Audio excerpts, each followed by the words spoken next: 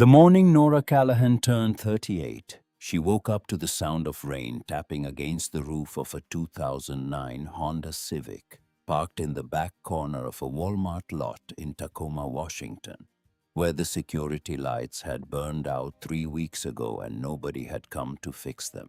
She didn't know it was her birthday until Wren reminded her.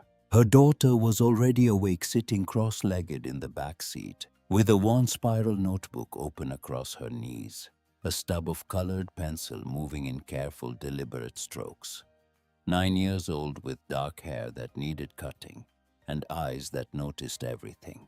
The stuffed rabbit she'd had since she was 2 sat propped against the window, looking out at the gray morning like it was keeping watch. "Happy birthday, Mom." Nora blinked, sat up slowly, her back protesting the angle she'd slept at, and looked at her daughter in the rearview mirror. "How did you know?" "I always know." Wren didn't look up from her drawing. "I made you something." She tore the page out carefully, folded it twice and handed it over the seat. Nora unfolded it. A house drawn in blue and green pencil with a porch and a chimney and curtains in the windows. 3 stick figures standing in front of the door holding hands, smoke curling up from the chimney in a lazy spiral that somehow looked warm even on paper. Nora held it for a moment longer than she needed to. "It's beautiful, baby. Someday," Wren said simply and picked up her pencil again. That was the word they lived inside. Someday. It had kept them going through 14 months of parking lots and rest stops through the shelter. Stays that never lasted long enough, through the job applications that went nowhere, and the interviews that ended the moment someone asked for a permanent address. Someday was the word Nora said when Wren asked about having her own room. Someday was what she meant when she said things were going to get better.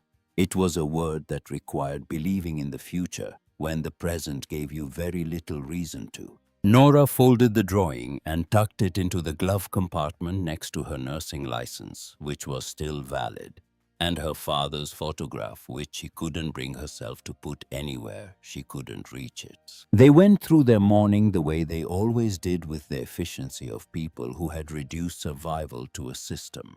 Nora heated water in a small camping kettle plugged into the cigarette lighter. She used baby wipes to clean her face and hands while the water boiled, then helped Wren do the same. They changed clothes with the practiced choreography of people who had learned to give each other privacy in a space the size of a closet.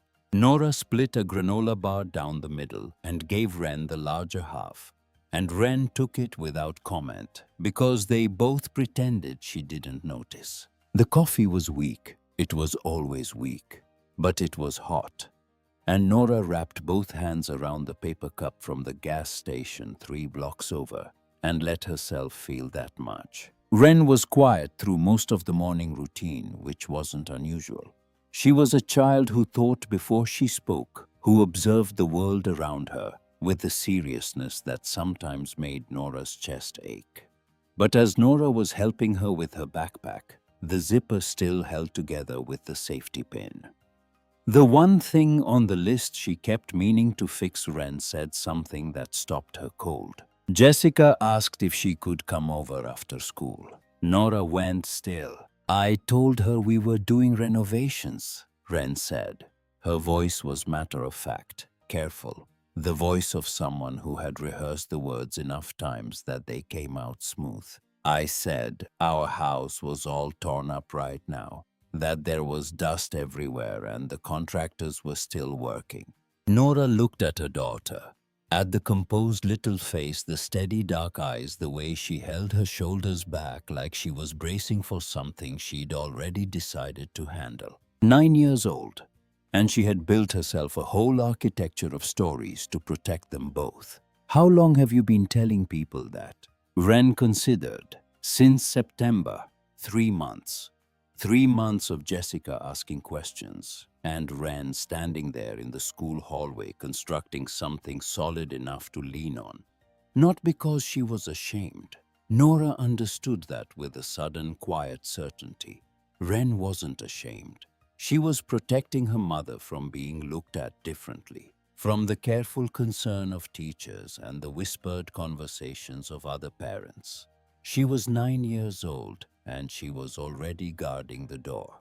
Nora knelt down on the wet sidewalk outside the Walmart, her scrubs thin at the knees, and pulled her daughter into a hug that she held longer than she probably should have. "This isn't forever," she said. "I know." Ren said, her arms tight around Nora's neck. "You always say that." "Because it's true." Ren pulled back and looked at her with those patient eyes. "I know that too." The school bus came at 7:42. Nora watched it pull away and then sat in the driver's seat of the Honda for exactly 5 minutes, allowing herself to feel the weight of everything before she put it back where she kept it, behind the practical part of her mind that had to keep moving, keep planning, keep pushing forward, because stopping was not an option. Then she drove to St. Catherine's. The women's shelter on the east side of Tacoma was run by Sister Agnes, who was 63 years old and had the kind of face that made you feel for a moment that the world was not entirely indifferent to suffering. She had let Nora use the shelter's address for mail 18 months ago when the last apartment fell through, and the P.O. box Nora had been renting became one expense too many. It was a small kindness, the kind that cost nothing to give and meant everything to receive. Sister Agnes was at the intake desk when Nora came in, sorting through a stack of folders with the focused calm of someone who had learned to find order inside chaos. She looked up and her expression shifted. "There's a letter," she said. "It came yesterday. I was going to call you, but I thought you'd be in this morning." The envelope was cream-colored. Heavy paper, the kind that felt expensive even before you opened it. Nora's name written across the front in precise, careful script. The return address in the upper left corner read, "Stoll and Associates Attorneys at Law, Missoula, Montana." Nora's first thought was that she owed someone money, that some debt she'd forgotten about had found her through the shelter address, that she was about to learn about another way the floor could drop. She opened it, standing at the intake desk, Sister Agnes pretending to be busy nearby. The letter was 2 pages single-spaced on the same heavy cream paper as the envelope. The language was formal and deliberate, the language of legal documents, of finality, of things that had been decided and recorded and were now being delivered. "Dear Miss Callahan, we are writing to inform you that you have been named as the sole beneficiary in the estate of Edmund Hale, your late great-uncle. Mr. Hale passed away 6 months ago at the age of 89. His estate has been finalized, and per his explicit instructions, his property located in Jefferson County, Montana, is to be transferred to you and your daughter upon completion of all legal requirements. The property consists of a log cabin structure on 47 acres of forested land. There are no outstanding debts, liens, or encumbrances. The property is free and clear. A fund has been established to cover your travel expenses should you wish to inspect the property before making any decisions regarding its future. Please contact our office at your earliest convenience." There was a check folded inside. $1,800 made out to Nora Callahan, with travel expenses written in the memo line. Nora read the letter twice, then a third time. Then she stood very still for a moment, the paper in both hands, trying to locate Edmund Hale somewhere in the geography of her memory. The name surfaced slowly: her father's uncle, a man who had moved out west long before Nora was born, and who had, as far as she could tell, stayed there. She had met him twice, once at her father's funeral 2 years ago, standing in the back of the church in a dark coat, not speaking to anyone, just present in the way that certain people were present, as if their attention itself was a form of weight. Once before that, when she was maybe 7 or 8, at some family gathering she barely remembered. A tall man with a quiet face who had shaken her hand seriously, like she was a person worth being serious with. That was all she had. Nora. Sister Agnes had stopped pretending to sort folders. What does it say? My great-uncle died. Nora's voice sounded strange to her own ears, distant. He left me property, a cabin in Montana. Sister Agnes came around the desk and read over her shoulder, her hand resting gently on Nora's arm. Then she said something that Nora would think about for a long time afterward. He knew you were here. Nora looked at her. Edmund Hale, Sister Agnes said carefully. I've been trying to place that name since the envelope arrived. He has been sending donations to this shelter every year for 15 years, always anonymous. But the return address on the money orders was always a P.O. box in Missoula, Montana. She paused. He knew you were using this address. He was watching over you in his way. The room felt very quiet. 15 years. While Nora was finishing nursing school, while she was working double shifts at Tacoma General, while she was married, and then not married, and then trying to rebuild something from the wreckage of both Edmund Hale, a man she had met twice, had been sending money to the shelter, where he understood she might one day need to land. Not because he could predict the future, but because he had watched her family long enough to understand how it worked, and he had put something in place for the moment when she needed it most. Nora called the number on the letterhead from Sister Agnes's office phone. Raymond Stoll answered on the second ring, his voice unhurried and warm with the cadence of someone who had grown up somewhere that still had seasons. He confirmed everything in the letter. He told her the property was free and clear, that Edmund had prepaid property taxes through a trust, that there were no complications, no competing claims, nothing standing between Nora and the deed except the drive to Montana and a signature. What's the cabin like? Nora asked. Her voice came out smaller than she intended. Raymond was quiet for a moment, the kind of quiet that meant he was choosing his words honestly rather than helpfully. It's remote, he said. Very remote. No grid power, but Edmund put in solar panels about 10 years back. Well water with a hand pump. Wood stove for heat and cooking. It's rustic. He paused. But Edmund built it himself back in '69 and he maintained it right up until the end. It's solid. It's more than a shack if that's what you're worried about. It was exactly what she was worried about. He left something else. Raymond added. A separate envelope addressed to your daughter. He was specific that it should only be opened when you arrive at the property, not before. After she hung up, Nora sat in the chair beside Sister Agnes's desk and looked at the check in her hand for a long time. $1,800. Edmund Hale, a man she barely knew, had thought about her daughter specifically, had written a letter to a child he'd never met, had given instructions about when and where it should be read. He had been watching from a distance and deciding in his quiet and deliberate way what to do about what he saw.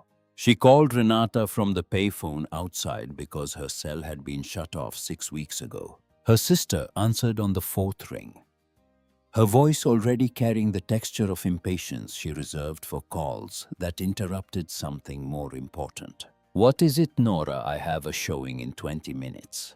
Dad's uncle Edmund died. He left me property in Montana, a cabin and 47 acres. The silence that followed had weight to it. Then Renata laughed. Not warm laughter. The sharp, assessing kind. A cabin in Montana. She said it the way you'd say a consolation prize. Nora, be realistic. You're living in your car. You can't manage a property. Just sign it over to me and I'll handle the sale. We can split whatever it brings. Nora had expected this. She had known from the moment she read the letter that this was coming. But knowing something is coming and feeling it land are two different things, and the casual ease with which Renata assumed control, the absolute lack of hesitation, the way it wasn't even framed as a suggestion, but as the obvious solution, made something go hard and quiet inside Nora's chest. It's not yours to handle, Nora said. Edmund left it to me and Ren specifically. Oh, for God's sake. The warmth evaporated completely. You're not in a position to make these decisions. Someone needs to step in before you make it worse. Marcus's voice in the background, loud enough to carry through the phone. Is that Nora? What does she want now? She inherited some cabin from Dad's uncle. Thinks she's going to manage it herself. Marcus's laugh was shorter and harder than Renata's. Let me guess, she needs money to get there. Nora opened her mouth. And then she heard Ren's voice, high and clear and shaking with something that was not quite anger, but was close to it. The controlled fury of someone who has held their tongue for too long and has finally decided that the cost of staying quiet is higher than the cost of speaking. You took Grandpa's insurance money. You both did. You promised to pay Mom back and you didn't.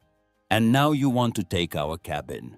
The silence that followed was different from the first one. Nora turned.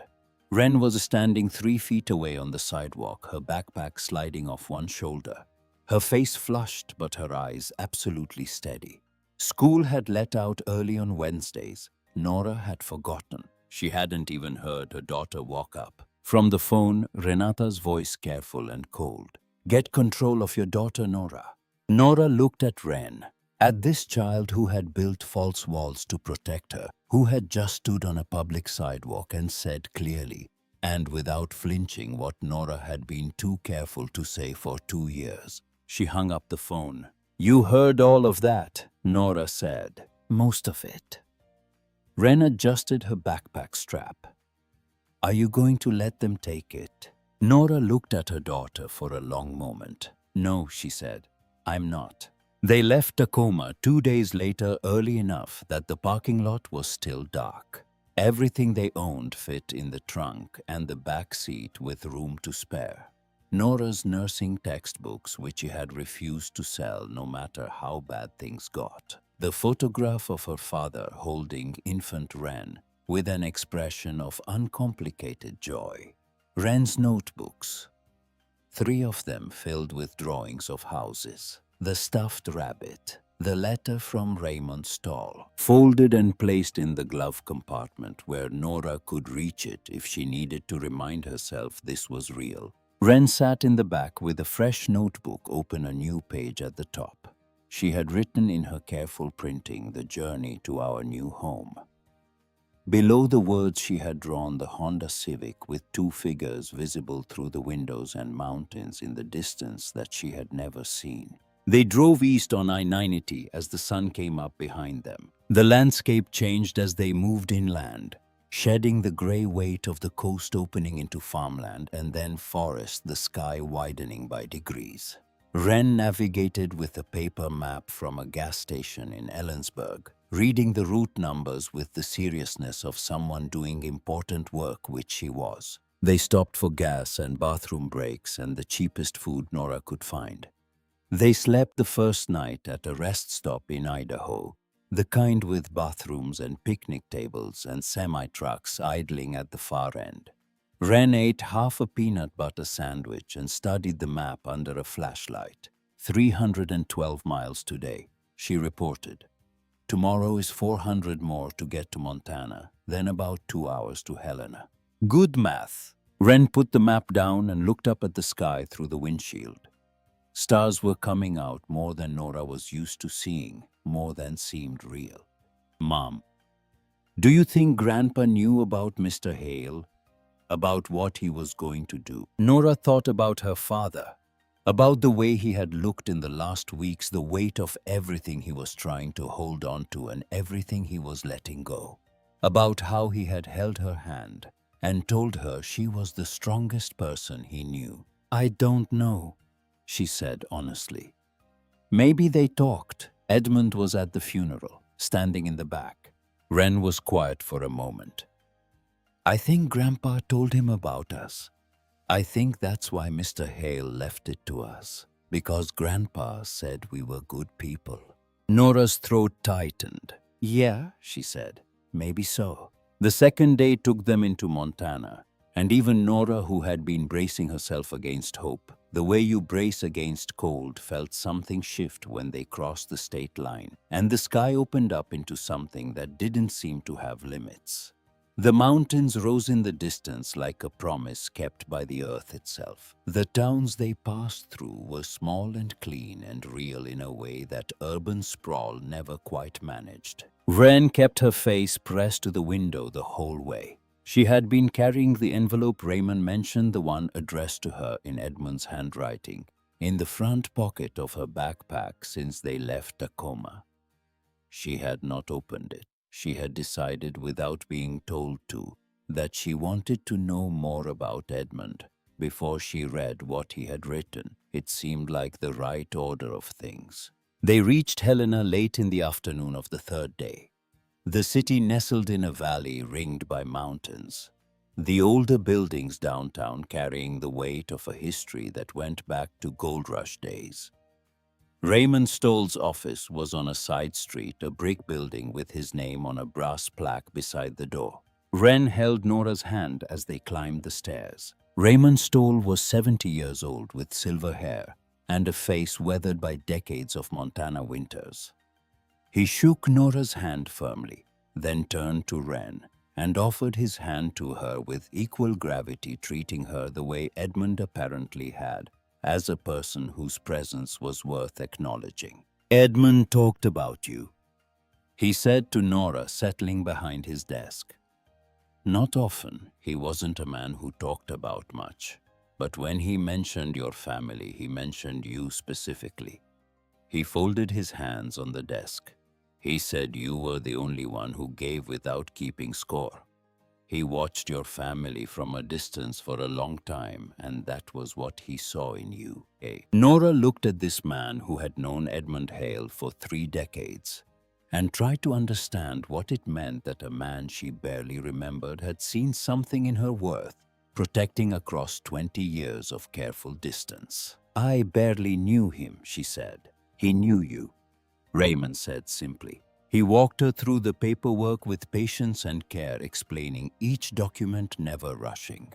When it was done, when the deed was notarized and filed, and the cabin in Jefferson County officially belonged to Nora and Wren Callahan, Raymond opened his desk drawer and placed a brass key on the table between them, old and worn smooth by decades of use. Then he placed a small envelope beside it, sealed with 2 words written on the front in Edmund's precise handwriting. "For Wren." Wren looked at it without touching it. "He wrote this before he met me," she said.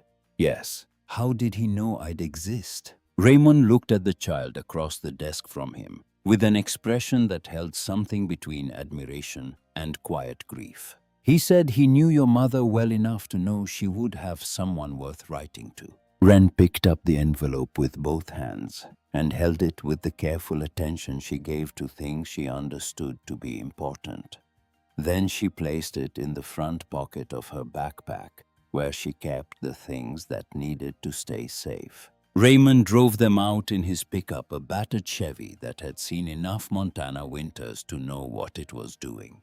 The paved roads gave way to gravel, then to dirt tracks barely wider than the truck, the forest pressing in on both sides.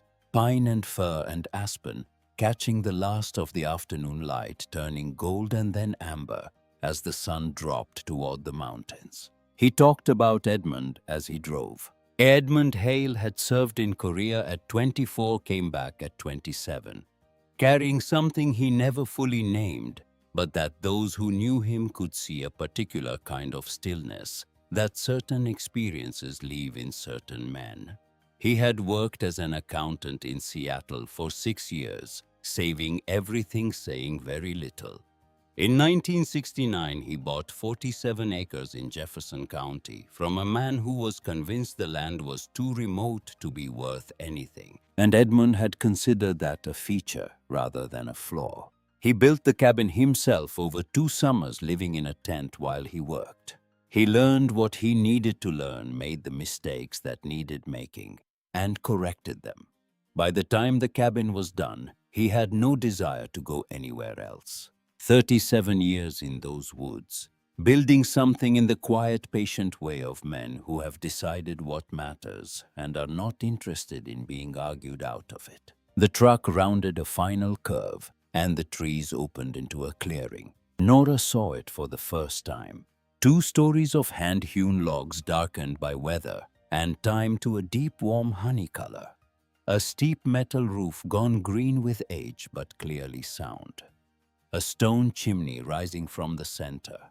A wide porch wrapping the front, the railings carved with intricate patterns of birds and leaves, and things that were harder to name.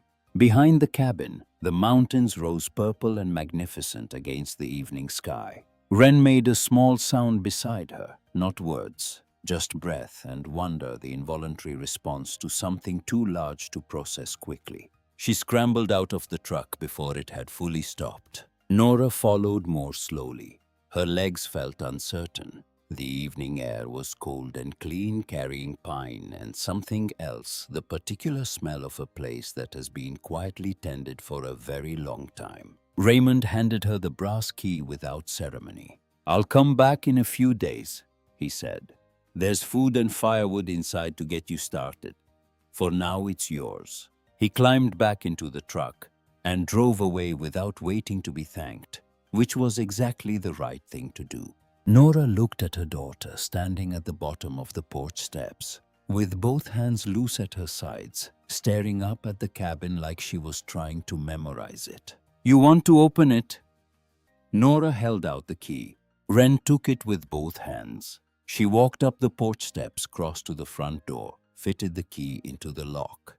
It turned smoothly, easily, as if it had been waiting for exactly this moment. The door swung open. Warm air came out, carrying the smell of wood smoke and pine, and something that felt against all reason like peace. Wren stepped over the threshold. Nora stepped in behind her. Her daughter stood in the center of the main room, turning slowly, taking in the hand-hewn beams overhead, and the massive stone fireplace on the north wall, and the shelves of books, and the workshop visible through the back window, and the last of the evening light coming through windows that looked out at the mountains. She stopped turning. She looked at her mother, and in a voice so quiet, it was almost just for herself, she said the words that Nora would carry for the rest of her life. "We have a home." The first morning in the cabin, Wren woke before sunrise. She lay still for a long time, listening. There was no traffic, no engines idling in a parking lot. No voices from neighboring cars, no mechanical hum of refrigerated delivery trucks making their rounds. There was wind moving through the pines outside her window, and somewhere in the distance, a bird calling in a language she didn't recognize but wanted to learn. The silence was so complete, it had texture, something you could press your hand against and feel pushing back. She was in a bed. A real bed with a headboard and a quilt that smelled like cedar and thyme. Her stuffed rabbit sat on the windowsill, looking out at mountains that were just beginning to separate themselves from the darkness. Wren lay there and let herself feel it. The weight of the quilt, the particular stillness of a house that has been loved, the fact that nobody was going to knock on a window and ask them to move along. She reached for her notebook. Downstairs, she could hear her mother moving around the kitchen. The metallic rhythm of the hand pump over the sink, which had taken Nora most of yesterday evening to figure out. The soft thud of wood going into the stove. The smell of coffee working its way up through the floorboards, real coffee, the kind that filled a room, not the thin gas station version they had been living on for a year. Wren opened to a fresh page and began to draw. She drew the view from her window. The mountains, the tree line, the way the sky was just starting to go pale at the edges. She drew the stuffed rabbit on the sill. Then she turned to a clean page and wrote in her careful printing at the top, "Things I have learned about Edmund Hale." Day 3. She had been keeping the list since they arrived. He organized his tools by frequency of use. He kept a bird identification book on the kitchen windowsill, the pages worn and marked with his own handwriting in the margins. He planted a kitchen garden on the south side of the cabin, and had clearly spent years getting the soil right. He read widely history and natural science and philosophy, and he underlined passages without writing comments as if the underlining itself was the whole response. He had a photograph on the wall of his bedroom. A young man in military uniform standing in front of a transport aircraft on a runway somewhere cold, and the expression on his face was the expression of someone who had just made a decision they intended to keep. She added a new entry. He carved birds into everything: the railing, the mantel, the bedposts, the handles of the kitchen drawers.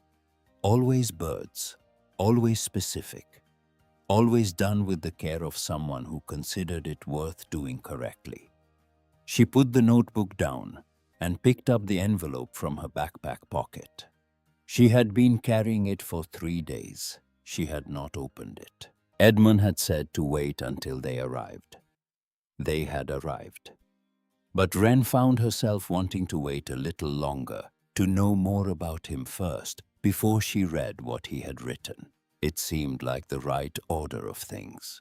She set the envelope carefully on the windowsill next to the rabbit and went downstairs. The cabin revealed itself in layers over those first days, each room holding things that required time to understand. Edmund's workshop in the back was organized with a precision that Nora recognized from the supply rooms of the hospitals, where she had worked. Everything in its designated place, everything labeled, nothing wasted. His root cellar stayed cool even in the afternoon heat, the shelves lined with mason jars of preserves that were dated and sealed, and almost certainly still good. His bedroom held almost nothing personal, except the photograph and a single shelf of books that he had read enough times for the spines to soften and the pages to carry the particular warmth of things that have been returned to many times. What struck Nora, working through the cabin room by room, was the absence of anything unnecessary. Edmund had lived here for 37 years and had acquired almost nothing that did not serve a purpose. Every object had a reason. Every system worked. The man had built a life here with the same deliberate economy he apparently applied to everything else, and the result was a place that felt paradoxically more complete than any furnished apartment she had ever lived in. It was Wren who found the discrepancy. On the third afternoon, she had taken the tape measure from the workshop and was making a detailed floor plan of the cabin in her notebook, measuring each room and corridor with careful attention to scale when she stopped in the center of the main room and frowned at her numbers. She remeasured the exterior wall. Then she walked the interior rooms, adding up dimensions in the margin of her notebook. She looked up. Mom. Nora was replacing a cracked window pane in the kitchen, a task she had learned from necessity and had not needed to use since. 4 feet, Wren said. The outside is 4 feet longer than the inside adds up to. Nora put down the putty knife and came to look at her daughter's measurements. She checked the math. Then she walked the perimeter of the main floor herself, counting her steps, and then walked the interior. Wren was right. They spent an hour examining the walls, looking for seams or breaks in the log construction, anything that suggested a partition or a hidden space. The logs were solid and continuous on the east, west, and south walls. Nora ran her hands across the surfaces and found nothing that moved or gave. The north wall was dominated by the fireplace. It was the largest feature in the cabin. A massive construction of river rock fitted together with barely visible mortar and crowned with a carved wooden mantel that Edmund had clearly spent significant time on.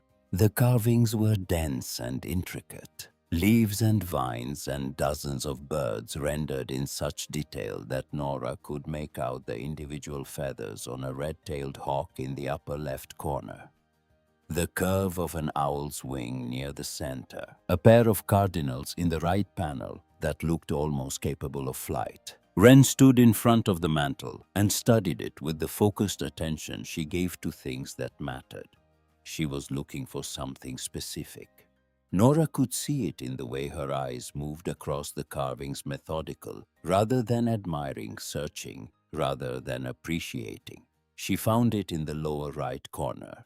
A small wren, the bird so common in the Pacific Northwest that it was easy to overlook, plain brown and small, and unremarkable beside the hawks and owls. But this carving was different from the others. The wood around it showed where that the surrounding carvings did not a slight smoothing, a subtle darkening from years of contact with a hand that had returned to this spot again and again. Wren looked at the bird, then she looked at Nora, then she pressed it. The sound was subtle. Stone moving against stone somewhere inside the fireplace's foundation. A soft mechanical precision, the sound of something that had been built to do exactly this and had been waiting patiently to do it. The section of floor in front of the hearth separated from the rest. A hairline crack appeared in what had looked like seamless stone, then widened as a 4-foot square panel rose slightly on a counterweight mechanism and shifted aside with the slow, inevitable movement of something built to last. Stone steps descended into darkness below. Nora stood at the top of the stairs for a long moment. The air that rose from below was cool and dry, carrying a faint smell of wood and something older, the particular scent of preserved things. She found a flashlight in the workshop, tested the beam, and came back. Wren pressed against her side, not frightened, but absolutely attentive, the way she got when she understood that something important was happening. They went down together. The chamber at the bottom of the stairs was 12 feet below the cabin floor. The ceiling was vaulted and supported by hand-hewn beams. The walls, smooth stone, and the shelves that lined them floor to ceiling were constructed with the same careful precision as everything else Edmund had built. Wooden crates stacked and labeled in Edmund's handwriting. Glass-fronted cabinets containing objects that caught the flashlight beam and threw it back in fragments. Leather-bound books arranged by size behind protective sleeves. In the center of the room, a massive oak desk, its surface clear except for a journal lying open, and a leather folder of documents arranged in a neat stack. Nora moved the flashlight slowly across the room. Her mind, trained by years of nursing to assess and catalog rapidly, tried to process what she was seeing and ran out of categories. Wren walked to the nearest crate and looked at the label, numbers and a date in Edmund's handwriting.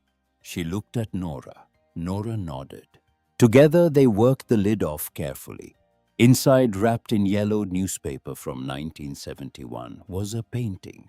Oil on canvas in a frame of solid wood darkened by age. Mountains and clouds rendered in dramatic, confident strokes, the scene so alive with light that it seemed to generate its own glow in the flashlight's beam. Nora tilted it toward the light and found the signature in the lower right corner.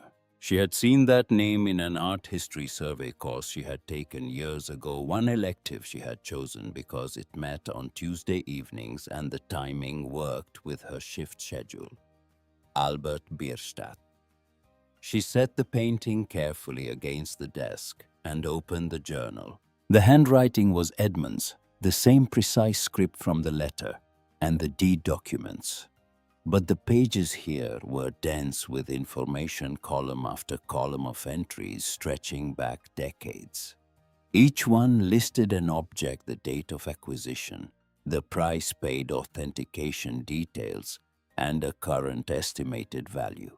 A Bierstadt landscape purchased at an estate sale in Portland for $375 in 1963.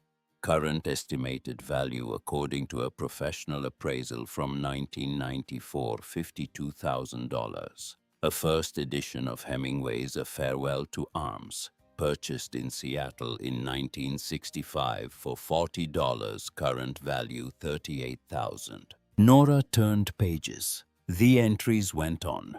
Paintings by Andrew Wyeth, Mary Cassatt, Winslow Homer. Stock certificates from the early 1970s companies, whose names were now so familiar they barely registered as remarkable. Apple, Microsoft, IBM. Purchased when they were considered speculative bets made by people who understood something others did not. Ancient coins in velvet-lined cases, Roman and Byzantine, each documented with its provenance and acquisition history. First editions by Twain and Fitzgerald. A hand-colored map from 1704 showing territories that no longer existed under those names. Wren was moving through the room, quietly opening cabinets, reading labels, touching nothing without permission. She turned to look at her mother. Her eyes were very wide. Nora found the final accounting page near the back of the journal. Edmund's handwriting dated September 1994. Paintings and sculpture, $73,200,000. Rare books and manuscripts, $18,500,000. Coins and precious metals, $42,800,000. Stocks and bonds based on 1994 valuations, $112,300,000. Miscellaneous items, $18,200,000. Total estimated value $265 million. Nora read the number 3 times. Then she sat down on the stone floor because her legs decided without consulting her that they were done holding her up for the moment. $265 million. Hidden in a vault under a cabin in Jefferson County, Montana. Accumulated over 37 years. By a man who lived alone in the woods and told no one. The 1994 valuations meant the actual worth in 2015 was almost certainly higher, some of those technology holdings having grown in ways that even Edmund with his remarkable foresight could not have fully anticipated. She looked at the Bierstadt painting leaning against the desk, mountains and clouds and light.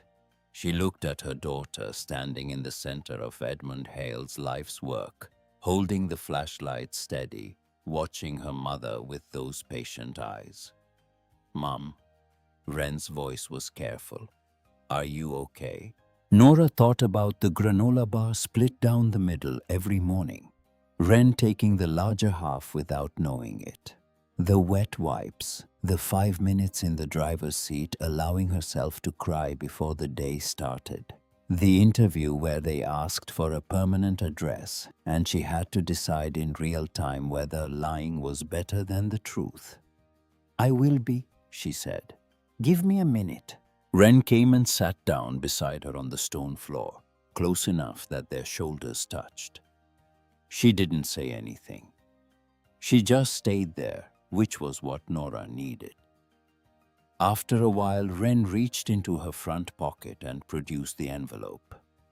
The one Raymond had given them that first afternoon, worn at the fold lines from 3 days of being carried carefully. She held it for a moment, then opened it. The letter inside was 1 page written in Edmund's hand, the pen pressed firmly enough that the words had slight texture you could feel with a fingertip. Wren read it silently first. Then she read it aloud. "Dear Wren, if you are reading this, you found my hidden room. I expected nothing less. Your mother raised you, which means you are curious and careful and brave, though probably in that order rather than the reverse. This room holds many valuable things, objects I spent a lifetime finding and preserving, because I believed beauty and craft and history were worth protecting. But the most valuable thing in it is not on any shelf. It is the family who found it together. I never had children of my own. I made my peace with that many years ago. But I watched your mother raise you from a distance, and I saw what she gave up, and what she held on to, and how she decided what mattered. I hope you know how extraordinary she is. I suspect you do. Whatever happens with this collection, remember that it is a tool, not a purpose. The purpose is what you decide to build with what you have been given. Be brave, Wren. The world needs more people who are. Your friend across time, Edmund Hale." The vault was very quiet. Wren folded the letter along its original creases and put it back in the envelope. He knew my name, she said. Raymond must have told him. Raymond didn't know my name when Edmund wrote this. Wren looked at the envelope in her hands. He wrote it before he died, before Raymond knew anything about me. Nora had no answer for that. They climbed back upstairs as the evening fell, closing the hidden panel carefully behind them, and sat together on the porch in the cold air, watching the mountains go from gold to purple to the particular deep blue that came just before dark. The forest was loud with birds settling in sounds Wren was already beginning to separate and identify. 3 days of peace. Then the Helena Gazette ran a story. Nora didn't see it until Betty Marsh, the librarian in Cedar Creek 5 miles down the mountain, called Raymond Stoll to ask if the woman staying in Edmund's cabin was all right and might need anything, because the article had been picked up by 2 regional outlets and was moving in the particular way that stories about unexpected fortune always moved. Montana recluse leaves hidden fortune to homeless single mother. Her phone had service only near the cabin's south window. When she checked it that evening, there were 11 missed calls from numbers she didn't recognize. 2 voicemails from journalists and 1 from Renata left at 2 in the afternoon. The voice warm and carefully modulated the tone Renata used when she needed someone to believe she was on their side. Nora did not listen to it. 20 minutes later, Owen called. She answered because Owen was different from the others. Not because he had been better exactly, but because underneath the choices he had made was a person who still knew they were wrong, which was more than could be said for Renata or Marcus. His voice was quiet, carrying the specific weight of someone who has waited too long to be ashamed and knows it. "I'm out," he said. "I told them I won't be part of it. I withdrew my name from the petition." Nora was standing at the south window looking out at the tree line in the fading light. What petition? The silence that followed told her everything before he spoke. Renata hired a lawyer 3 weeks ago, Gerald Crane out of Seattle. She's filing for guardianship of your estate and a custody review for Wren. She borrowed money to pay his retainer. He stopped. Marcus is in contact with an asset management company. They're positioning to step in as estate managers if the guardianship goes through. The pine trees outside the window did not move. The evening light sat in the branches the same way it had for the past 3 days, patient and indifferent to the small human events occurring beneath it. "And you," Nora said. "I went along until I couldn't." A pause. "That's the honest answer. I'm not asking you to forgive it." "Why now?" "Because I finally looked clearly at what we were actually doing." His voice tightened. "We stole from you. We told ourselves they were loans that we'd pay it back, and we never intended to. We left you in that parking lot. And now we were going to walk into a courtroom and tell a judge you're not capable of managing your own life." Another pause longer. I couldn't finish that sentence. Nora stood at the window and said nothing for a moment. "Be careful," Owen said. "Renata is serious. Crane is good at what he does. They're going to use everything. The car, the parking lot, the school records, the housing history. They're going to stand in front of a judge and describe your life for the past 2 years and make it sound like evidence of failure. It isn't. I know that." His voice broke slightly just at the edges. "I know that, Nora." She held the phone for a moment longer. "Thank you for telling me," she said, and ended the call. She stood at the window until the last light left the sky. Then she went to find her daughter. They came on a Thursday morning, 3 weeks after the Gazette article ran. 2 vehicles rolling up the forest road, a rented SUV, and Renata's own Audi, which she had driven from Portland because some statements are made with the cars you arrive in. Renata and Marcus and Fiona, and a man in a grey suit who introduced himself as Gerald Crane and handed Nora a business card with the smooth efficiency of someone who delivered unwelcome news often enough that it had stopped feeling like anything. There was also a woman with a camera. Nora stood on the porch and understood immediately what this was. The camera was not for journalism. It was for documentation. The cabin, which was beautiful and solid and carefully maintained, would be photographed to look primitive. The hand pump would look like deprivation. The wood stove would look like hazard. The 47 acres of forest would look like isolation from civilization rather than connection to something older and quieter and more sustaining. Garrett Finch was at the edge of the clearing, where he had been replacing fence posts along the property boundary every morning for the past week. He was 68 years old, broad through the shoulders with the unhurried movements of a man who had done physical work his entire adult life. He had served in Korea the same years Edmund had, which was how they had met, and he had maintained that friendship across 60 years without apparently ever needing to explain it to anyone. He watched the vehicles pull up.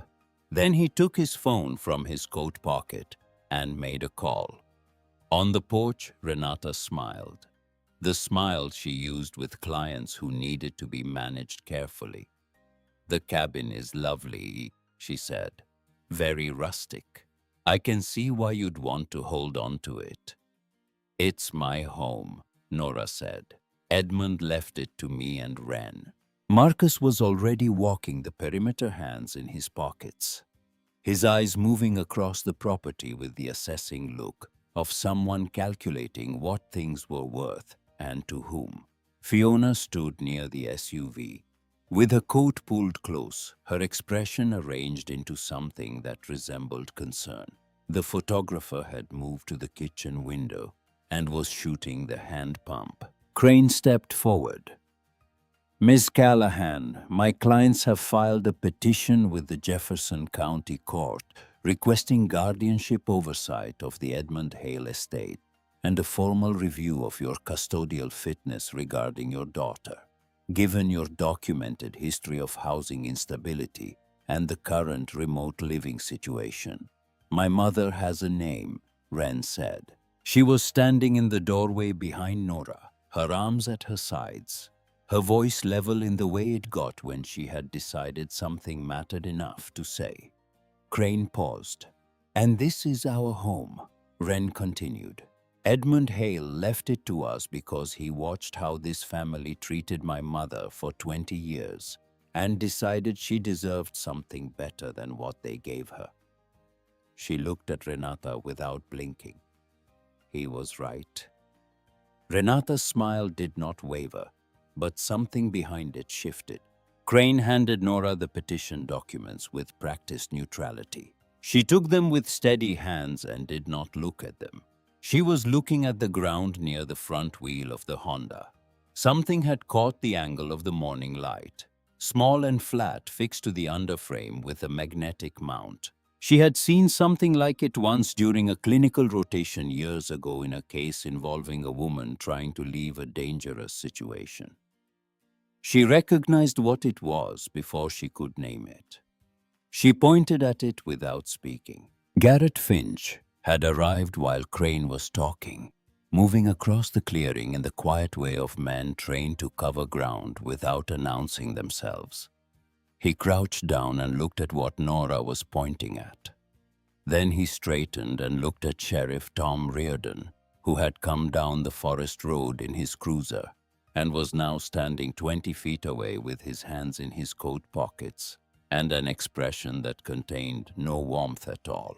"That is an illegal tracking device," Reardon said in the measured tone of a man who had been a county sheriff for 22 years and had learned that the most dangerous version of his voice was the quiet one. "It constitutes criminal harassment and unlawful surveillance, and it has just been observed by a law enforcement officer in the presence of the parties with a demonstrated interest in tracking this woman's movements." He looked at Marcus directly. "I'd stop talking right now if I were you." Marcus's flush deepened. The photographer had stopped taking pictures. Crane said something about consulting with his clients. The three of them withdrew to the SUV. Reardon photographed the tracker's position, documented it carefully, and removed it. After the vehicles finally left, Garrett stayed. He and Reardon stood on the porch with Nora, while the forest settled back into its ordinary quiet. Wren sat at the kitchen table inside doing homework with the concentrated focus she brought to things she needed to control when other things felt uncontrollable. Victoria Cross called that evening already informed, because Raymond Stoll had reached her the moment Owen's warning came in 3 weeks prior.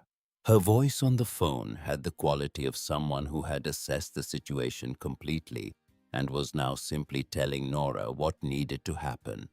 "The tracker is significant," she said. "It reframes their petition from concerned family members to calculated predators. A judge will see the difference between those two things. We build on that." "What else do we need?" "Everything. We build everything."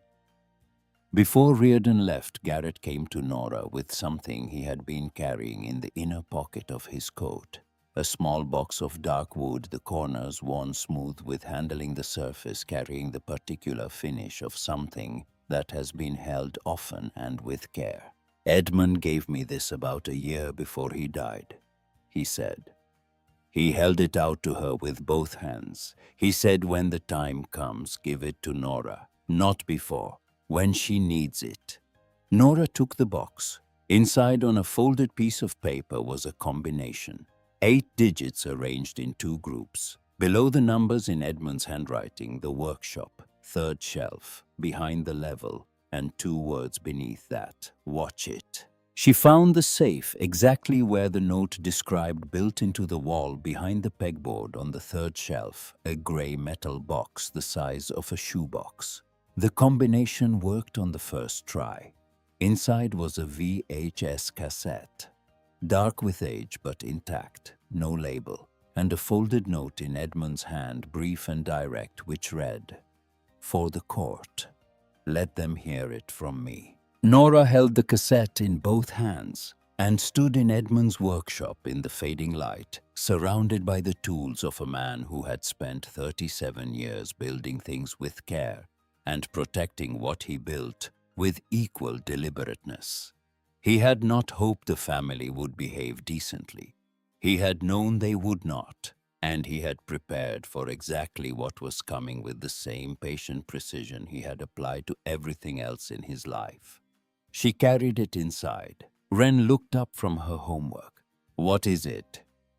Nora set the cassette on the kitchen table between them in the light of the lamp that ran on Edmund's solar panels, in the house that was theirs on the land that no one was going to take from them. "The last thing Edmund built," she said. The Jefferson County Courthouse had stood since 1921, its stone facade weathered by 100 Montana winters, its interior smelling of old wood and floor wax, and the particular weight of decisions that could not be undone. Nora had driven past it twice in the weeks since arriving in Cedar Creek, without allowing herself to look at it directly, the way you avoided looking at something you were afraid of giving too much power. On the morning of the hearing, she looked at it straight on. The sky was the particular gray of early winter in Montana. Low clouds sitting against the mountains. The kind of sky that promised snow before afternoon. Nora parked the Honda in the lot behind the courthouse and sat for a moment with the engine off her hands, still on the wheel. Wren was in the back seat, dressed in the blue sweater Sister Agnes had brought when she made the drive from Tacoma 3 days ago, arriving unannounced with a bag of groceries and the particular calm of someone who had seen enough hard things to know how to stand beside them without needing to explain why she had come. "Ready," Nora said. Wren looked out the window at the courthouse. "Are you?" Nora thought about that honestly, the way Edmund's letters had taught her to think about things that deserved a real answer. Close enough, she said. Victoria Cross was waiting on the courthouse steps with the focused stillness of someone who had done this enough times to have stopped being nervous about it and started being precise. She had spent the preceding weeks building Nora's case with the same methodical care Edmund had used to build his collection one piece at a time, each one selected for what it contributed to the whole. Raymond Stoll was there. Betty Marsh was there with her folder of clippings. 20 years of careful documentation that no one had asked her to keep, and that she had kept anyway out of the particular loyalty of people who pay attention to things worth paying attention to. She had driven to the cabin 2 weeks prior, folder under her arm, and sat with Nora at Edmund's kitchen table, going through every page explaining what she had observed and why she had written it down. Sheriff Reardon stood near the courthouse entrance in full uniform, the GPS tracker evidence already submitted to the court record.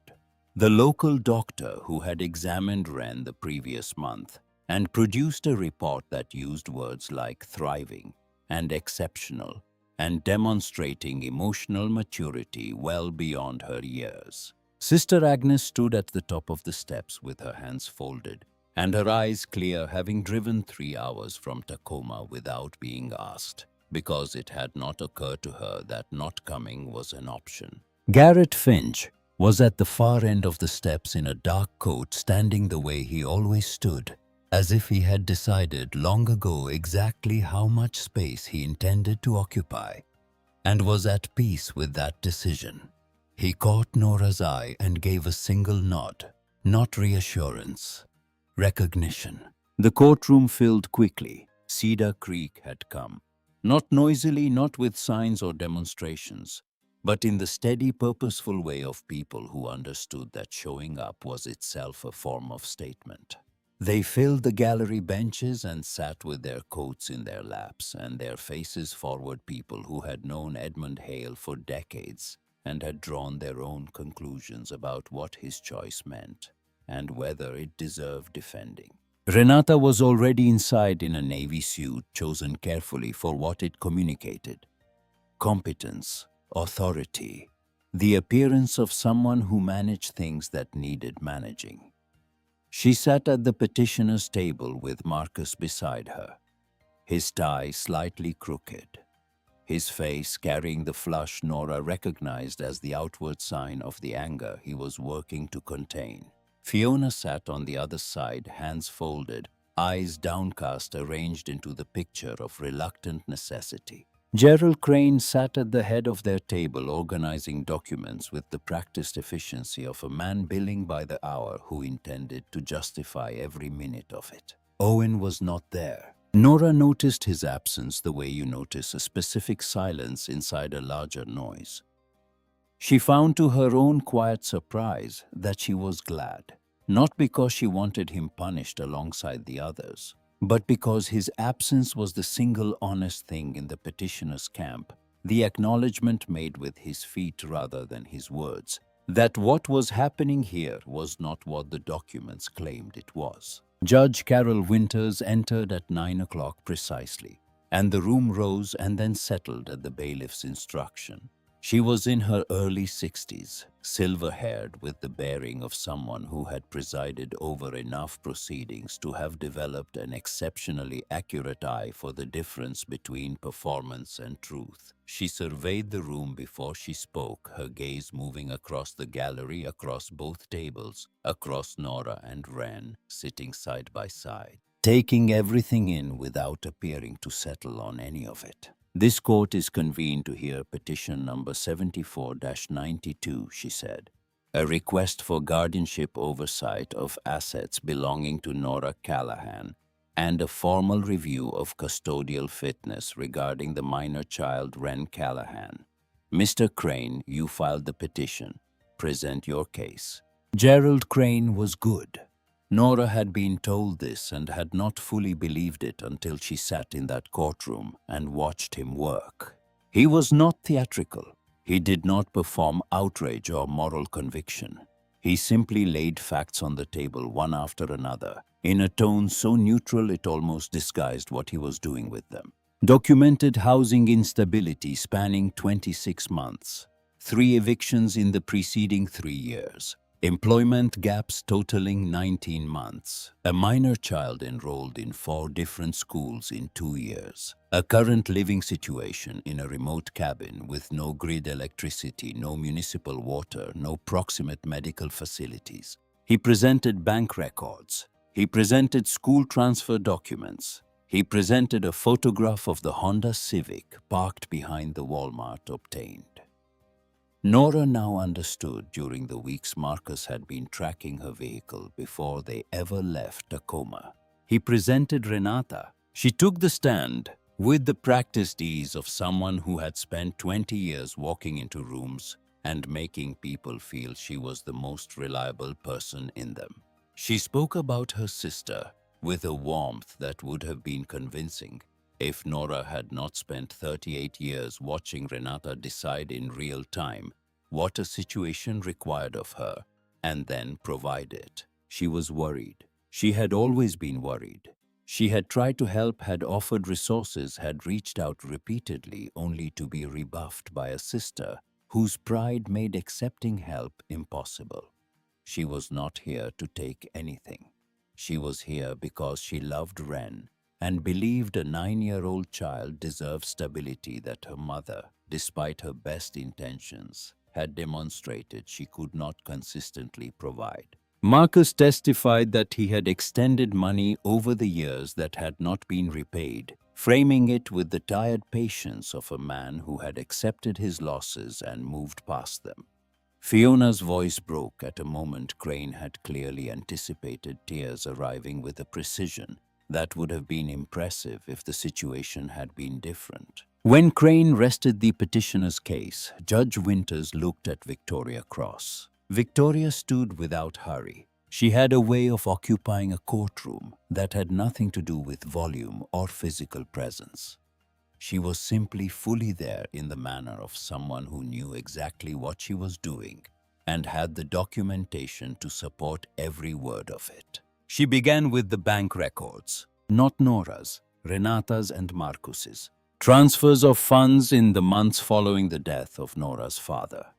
$87,000 that had moved from their estate account into accounts belonging to all 4 siblings, and from Nora's designated share into accounts belonging to Renata and Marcus. Within the following 6 weeks, accompanied by text messages and emails, in which both had promised repayment on specific timelines, and then when those timelines passed and Nora followed up, had stopped responding entirely. She presented the GPS tracker. She presented Sheriff Reardon's full report. She presented the purchase documentation tracing the device to a transaction on Marcus's credit card, made 11 days before Nora left Tacoma. She presented 2 independent psychological evaluations conducted by separate practitioners in Helena and Missoula, both of which found Nora Callahan to be fully mentally competent, emotionally stable, and demonstrating, in the language of the second report, a remarkable capacity for clear judgment sustained across conditions of prolonged material hardship. Sister Agnes took the stand and spoke about Nora in the direct, unhurried way of someone reporting observed facts rather than offering an interpretation of them. She described a woman who had fled a dangerous marriage at 19 with an infant daughter and had spent the following years working and studying and giving back where she could. She described 26 months of watching Nora maintain her daughter's school attendance without interruption, maintain her medical appointments, in circumstances that would have broken many people, the daily insistence that her daughter knew she was loved and seen and safe, using her poverty as evidence of her failure. Sister Agnes said, is not just legally insufficient. It is a profound inversion of what actually happened. She was poor because they took from her. She raised that child beautifully anyway. Betty Marsh took the stand with her folder and spoke carefully about Edmund Hale, About 20 years of small observations and noted comments, and the picture they assembled over time of a man with extraordinary foresight and absolute intentionality. She had met with Nora at the cabin 2 weeks prior. She explained going through the folder together, and what she had seen in Nora during those hours had confirmed everything Edmund had apparently seen from much farther away. He told me once, not long after Nora's father's funeral, that she was the kind of person who gave without keeping score, Betty said. He said that was rare. He said he hoped life would eventually be kinder to her than it had been. She looked at her hands for a moment. He decided not to wait for that to happen on its own. Judge Winters had been taking notes throughout her pen, moving steadily across her legal pad. Her expression had not changed, but she had not missed anything. Then she looked at Wren. "I'd like to hear from the young lady if she's willing to speak." Victoria looked at Nora. Nora looked at Wren. Wren was already straightening in her chair. She walked to the witness stand without being guided, climbed into the seat, and folded her hands on the railing in front of her. She looked at Judge Winters with the direct attention she gave to things that deserved it, which was most things. Judge Winters studied her for a moment before speaking. "Do you understand why we're here today, Wren?" "Yes, ma'am. My aunts and uncles are asking a judge to decide that my mother can't take care of me and that they should be in charge of what Edmund Hale left us." "And what do you think about that?" Wren considered the question with the care she gave to things that required honesty, rather than a performance of honesty. "I think they weren't worried about me when we were living in the parking lot," she said. "They weren't worried when my mother called asking for help and nobody answered. I think they started worrying when there was money involved, and I think there's a difference between those two kinds of worry." The courtroom was quiet in the particular way rooms go quiet when something true has been said simply.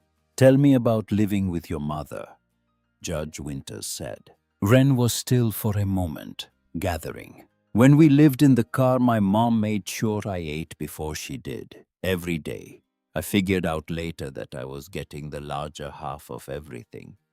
But she never said so, and I wasn't supposed to know." She paused. "She walked me to school every morning and helped me with homework at the library, and she never once made me feel like being poor was something to be ashamed of, or like it meant we were worth less than other people.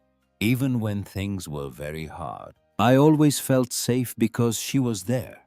And now at the cabin in Montana, I have my own room." Wren said it the way you say something that contains more than the words can hold. "It has a window that looks out at the mountains. I go to school in Cedar Creek. I'm doing well in all my subjects. My mother taught me how to use the hand pump and split kindling and read a topographic map." She looked at her hands for a moment. "I've never been happier than I am right now. Your aunts and uncles say they're concerned about you." Wren raised her eyes to the judge. "Edmund Hale wrote me a letter before I was born," she said. "He wrote it without knowing my name or what I'd look like or anything about me except that my mother would raise me. He said that was enough to know I was worth writing to."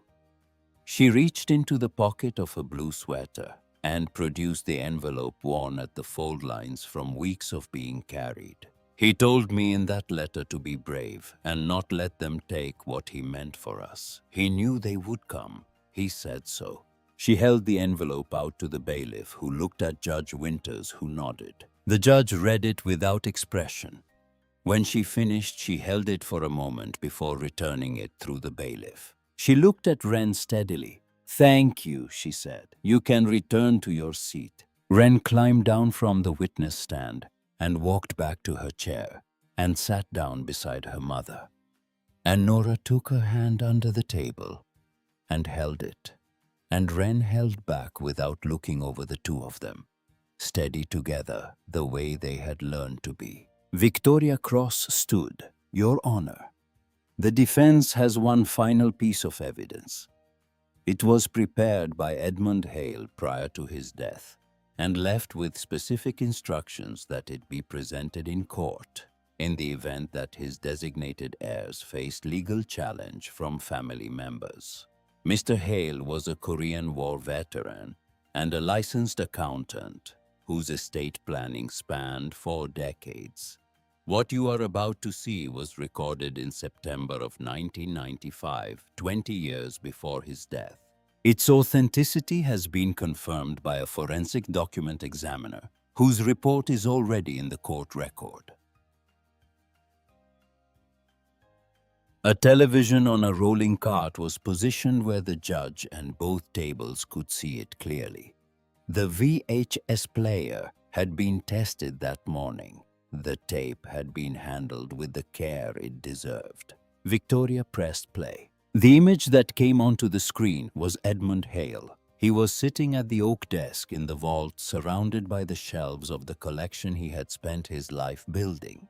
He appeared to be in his late 60s, straight-backed, clear-eyed, with the particular stillness of men who have been somewhere that changed them and have spent the subsequent decades deciding carefully who they intend to be. He looked directly into the camera. "My name is Edmund Hale," he said. "Today is September the 4th, 1995. I am 69 years old, and I am of sound mind. My physician and my attorney will attest to that in documents accompanying this recording which I am making, because I know what is coming, and I want there to be no ambiguity about my intentions when it arrives." He paused, not for effect. He simply had the manner of a man who allowed silence to exist without feeling compelled to fill it. "I have watched this family for 20 years. I have watched at funerals and at the gatherings that families hold, because they have confused obligation with love. I have watched Nora's siblings take what was available and withdraw when taking was no longer possible. I watched them take from their father. I watched them take from Nora. I watched them tell themselves and each other that this was fair, that they deserved it, that Nora's circumstances were the result of her own decisions and therefore not their concern." He leaned forward slightly. "When they learn about this inheritance, they will come. They will arrive with lawyers and with the language of concern. They will say they are worried about Nora's ability to manage what I have left her. They will say the words family and fairness and protection. They will use the language of love to pursue something that has nothing to do with love." He was quiet for a moment, looking into the camera with the steady attention of someone who has thought about this for a long time and arrived at a conclusion he is confident in. "I know this because I watched them for 20 years. People show you who they are if you pay attention long enough. I paid attention." In the petitioner's gallery, Renata had gone very still. Marcus had stopped breathing in any visible way. Fiona was looking at the floor. Gerald Crane had set down his pen. Edmund's voice continued unhurried. "To any court reviewing this, I was a veteran. I was a licensed accountant for 11 years before I came to Montana. I built this collection over 37 years with full mental capacity and complete intentionality, and I have documented that process in sufficient detail that its legitimacy is not in question. I chose Nora Callahan as my heir, not because of proximity or convenience, but because I watched her for 2 decades, and I saw who she was when no one with power was watching. That is the only version of a person that tells you anything real." He looked into the camera for a long moment before continuing. "To Nora, if you are watching this in a courtroom, it means you fought long enough and hard enough to get to this room. I knew you would. I have been certain of very few things across a long life. I was certain about you." He stopped. "I have spent 37 years in these woods building something that I believed was worth building. What I leave you is not just the collection. It is the proof that someone was paying attention, that someone saw what you were and decided it deserved to be protected and given room to grow into what it was always capable of becoming. His voice did not change, but something in it settled into a final register. Blood does not make family, character does. I trust this court to understand the difference between those two things and to act accordingly. The screen went to static. The courtroom held its silence for a moment that felt longer than it was. Renata stood up. A single sharp motion, involuntary, the movement of someone whose body has responded before their judgment could intervene. Crane put his hand firmly on her arm and she sat back down. And in that small exchange, the entire architecture of the petitioner's case became visible for exactly what it was.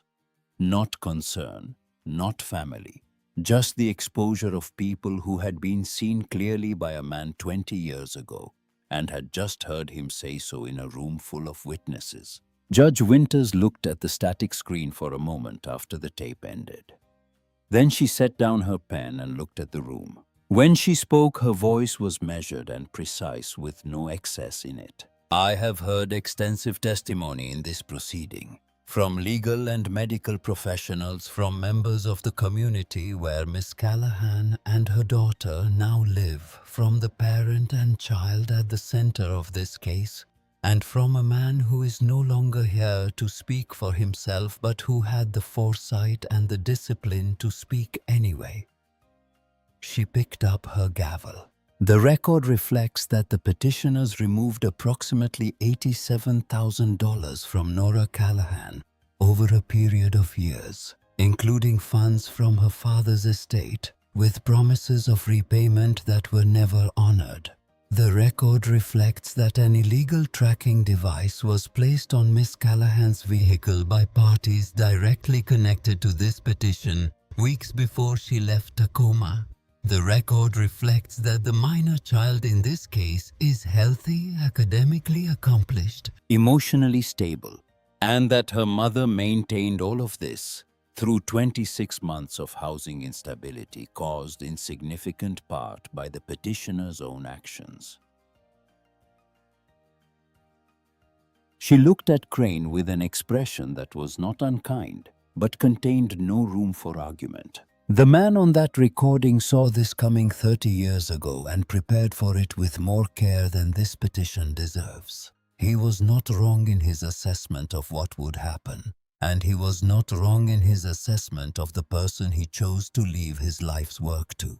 The gavel came down cleanly. Petition for guardianship is denied in its entirety.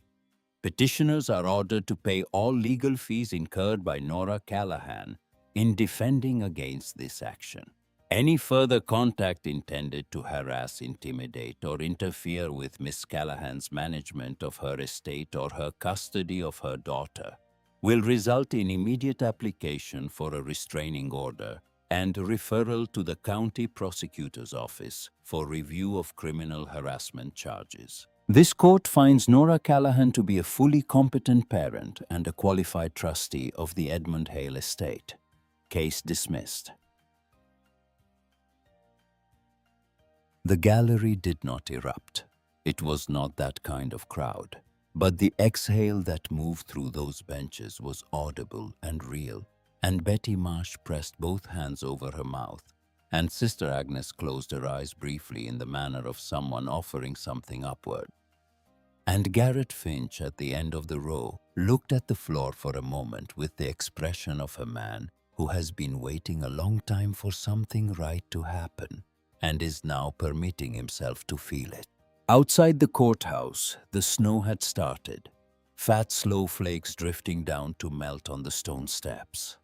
The mountains behind Helena, visible through the falling white, enormous and patient, and entirely indifferent to the small human events occurring at their base. Nora stood on the steps with Wren pressed against her side, and let the cold air move through her, and did not try to process everything at once. Some things were too large to take in whole.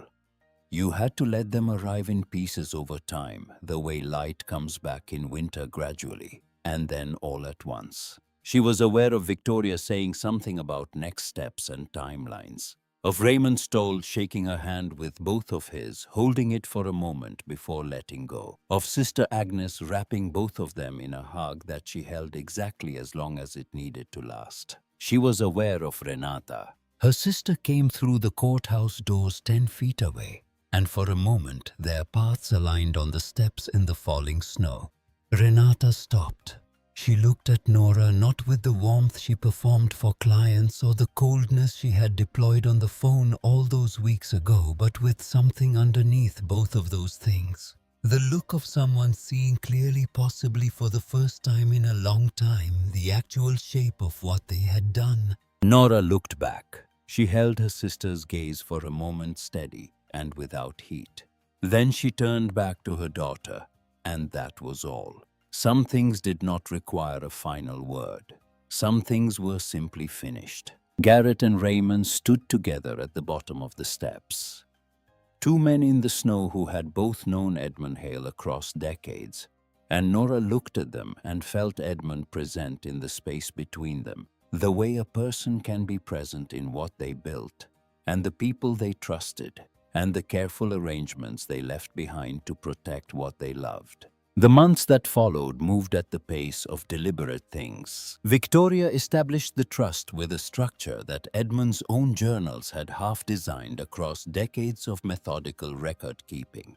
Portions of the art collection were consigned through proper channels, each piece handled with the patience the work deserved, finding institutions and collections where it would be preserved and seen. The financial holdings were managed by professionals Victoria assembled in part from names Edmund had mentioned in his journals, people he had observed from a distance over the years and found worth noting. Nora began nursing certification renewal in the spring, not because she needed to work for income, but because she had chosen that profession from something real inside herself before everything else happened. And that thing had not gone anywhere. It had been waiting the same way the cabin had been waiting for the right conditions. Garrett Finch began repairing the cabin's outbuildings in March, replacing what had weathered past use and reinforcing what still had life in it. He worked in the same quiet, methodical way he did everything, arriving early and leaving when the light went. After a while, he and Nora developed the easy rhythm of people who share a purpose and a place without needing to negotiate the terms of either. He stayed for dinner most evenings. Eventually, he stopped leaving. The Edmund Hale Foundation for Single Mothers was incorporated in the summer 18 months after the hearing. The community center built on the eastern edge of the property was Garrett's design, timber-framed, and built to last, honoring the same quality Edmund had demanded of everything that stood on this land. Tiny homes went up along the southern meadow. 12 in the first phase, each one a place where a woman could be safe while she rebuilt. Legal aid, job training, counseling.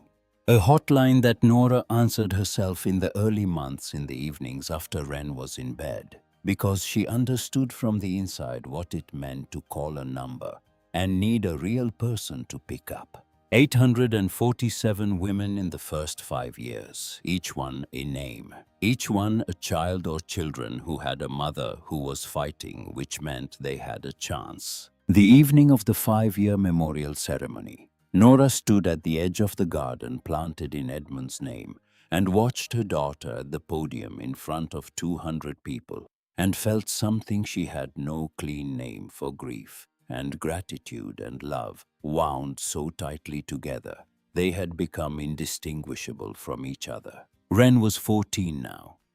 Taller, her voice carrying the same quality it had always had, the quality of someone who thought before they spoke and meant what they said when they did. 5 years ago, my mother and I were living in a car, she said.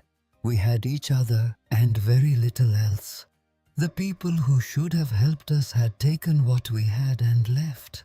And when something extraordinary happened to us, those same people came back to take that too.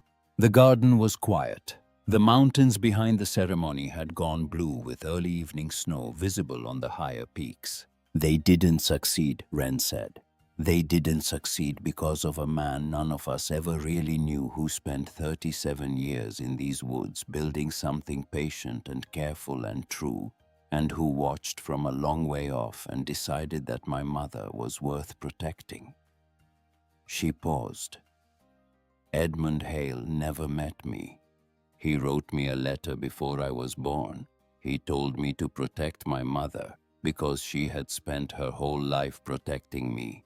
I didn't understand when I first read it, sitting on the stone floor of his vault, how someone who had never met you could know you well enough to give you instructions that turned out to be exactly right. She looked out at the faces gathered in the garden, the women who had come through the foundation's doors, their children standing beside them. We know now. We know because we have done here what he did there. We have watched. We have paid attention.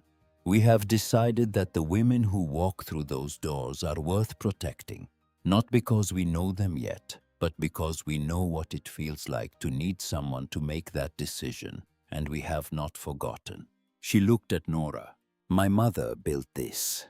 What Edmund gave her, she turned into something that will last longer than either of them. That was always what the gift was really for, not the money, the chance. After the ceremony, after the guests had gone and the garden had gone quiet in the last of the evening light, Nora and Wren and Garrett sat on the cabin porch with mugs of hot chocolate and the mountains going dark against a sky coming alive with stars. The same porch where Nora had stood on the first evening holding a brass key, not yet able to believe that what she was holding was real. Wren had her notebook open on her knee, her pencil moving in the careful strokes she had used since she was small enough to fill a back seat with drawings of houses she had never lived in. Nora leaned over to see what she was making. The community center with people moving through the doors. The garden, the meadow with the tiny homes along the southern edge. The cabin in the background, its porch and chimney exactly right. And in the corner of the page, 3 figures drawn small but distinct standing together with the ease of people who have chosen each other and intend to keep doing so. At the top of the page in Wren's careful printing, what we built together. Do you think he knew? Wren said without looking up from the page. Edmund, do you think he knew it would turn into all of this? Nora looked out at the mountains, dark now, against a sky so full of stars it seemed implausible, the kind of sky you only saw when you were far enough from everything else to let it be what it was. I think he knew we'd built something worthy of what he gave us, she said. Wren considered that, her pencil still moving. That's a good answer. I learned it from someone who thought carefully about things. Wren looked up from the notebook then. Met her mother's eyes, and something passed between them that had no need of language, the particular understanding of 2 people who have been through enough together, that certain things no longer require words to be fully said. The stars kept coming out above the mountains. The wood stove inside the cabin sent its warmth against the windows. Somewhere in the forest a wren called once, and then the night went quiet around its echo. Nora held her mug in both hands, the way she had held the thin gas station coffee in the Walmart parking lot all those mornings ago before any of this was possible.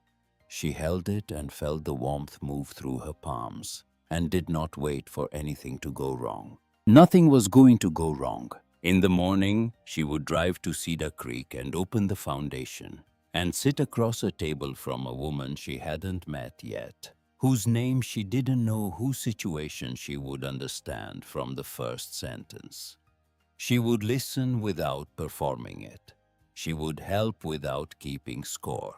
The way Edmund had shown her it was done from a long distance across 20 years, without ever once needing to explain why. She looked up at the sky above the mountains, the vast Montana dark burning with light, and felt the full weight of everything they had survived and built and become, and held it without flinching, and was grateful, and was home.